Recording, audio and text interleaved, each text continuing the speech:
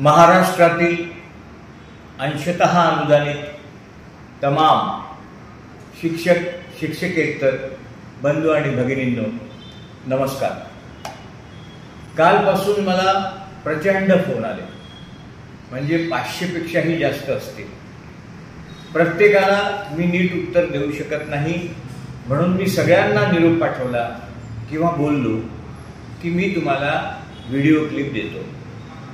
त्या दृष्टीने आता मी तुम्हाला सविस्तर व्हिडिओ क्लिप देतोय, त्यात सगळे विषय घेतो आणि माझी भूमिका किंवा माझा समज, माझा अभ्यास त्यावरचा काय आहे हे तुम्हाला समजावून सांगतो। आता ही व्हिडिओ क्लिप मोठी होईल, आपण 2.5 मिनिटाचीच व्हिडिओ क्लिप पाठवू शकतो, त्यामुळे हा व्हिडिओ 3 ते 4 भागात असेल।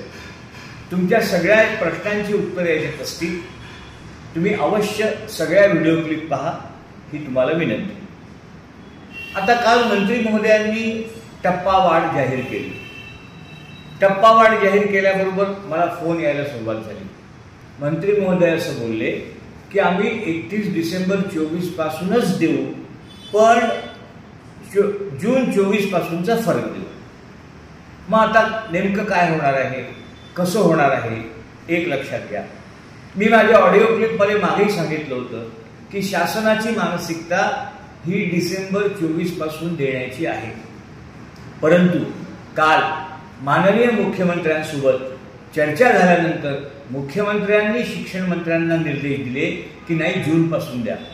त्यामुळे घोषणा अशी सभागृहात झाली की डिसेंबरला मिळेल, पण 24 पासून मिळेल, जून 24 पासून।